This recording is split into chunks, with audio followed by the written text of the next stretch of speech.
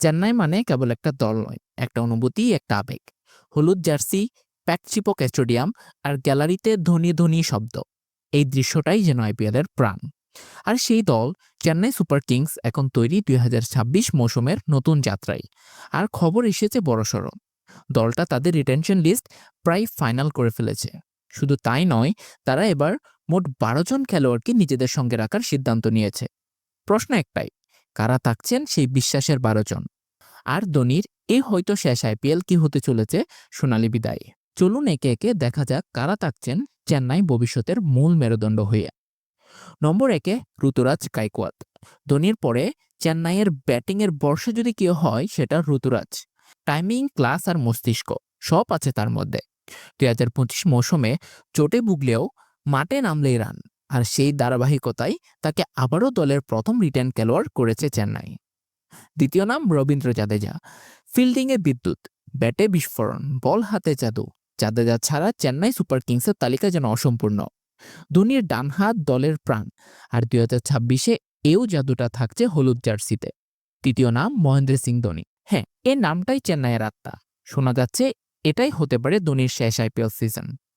এই খবরেই যেন আবেগের ঢেউ বয়ে যাচ্ছে ক্রিকেট দুনিয়ায়। ধোনি নিজের দল গঠনের প্রক্রিয়ায় সরাসরি যুক্ত। রিটেনশন থেকে কৌশল, সবখানেই তার মতামত। এই যেন শেষ অভিযানের আগে সেনাপতির যুদ্ধ পরিকল্পনা। চতুর্থতে রয়েছে অনশোল কম্বোজ।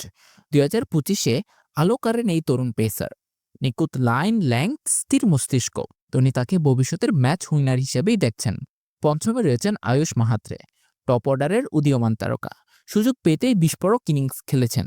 টিম ম্যানেজমেন্ট চাই এই ধারাবাহিকতা যেন ২০২৬-এ আরও শক্তিশালী হয়। ষষ্ঠ নাম Matheesha Pathirana. Sri Lankan sling action sensation. Death ওভারে তার ইয়র্কার মানে আতঙ্ক। চেন্নাইয়ের জন্য অপরিহার্য সম্পদ, তাই তাকে রিটার্ন করা তো অবধারিতই ছিল। সপ্তমে রয়েছে নূর আহমেদ। আফগান ঘূর্ণির এই তারকা ২০২৫-এ চেন্নাইয়ের সর্বোচ্চ উইকেট শিকারী। ভেরিয়েশন মাস্টার আর চেন্নাইয়ের ধৈর্যশীল কৌশলের সঙ্গে তার নিখুঁত মিল। অষ্টমে রয়েছেন খলিল আহমেদ। বামহাতি পেইসেদার, মাঝ ওভারেই উইকেট। চেন্নাইয়ের টিম ব্যালেন্সে বড় ভূমিকা এই খলিল আহমেদ। নবমে রয়েছেন শিবম দুবে, চেন্নাইয়ের মিডল অর্ডারের পাওয়ার সেন্টার। ধোনির অনুপস্থিতিতে নেতৃত্বও দিয়েছেন। ছক্কার পর ছক্কা। চিপকে শুভম মানেই উৎসব, তাই তাকে ছাড়বে সেটা ভাবা যায় না। দশমে রয়েছেন ব্রিউস ডিউইন ব্রেভিস, দক্ষিণ আফ্রিকার তরুণ আগুন। গত মৌসুমে ঝলক দেখিয়েছেন। চেন্নাই তাকে আরও এক সুযোগ দিতে যাচ্ছে। একাদশে রয়েছেন স্যাম কারেন। পুরনো মুখ, পুরনো সম্পর্ক। ব্যাটে বলে ভারসাম্যের প্রতীক।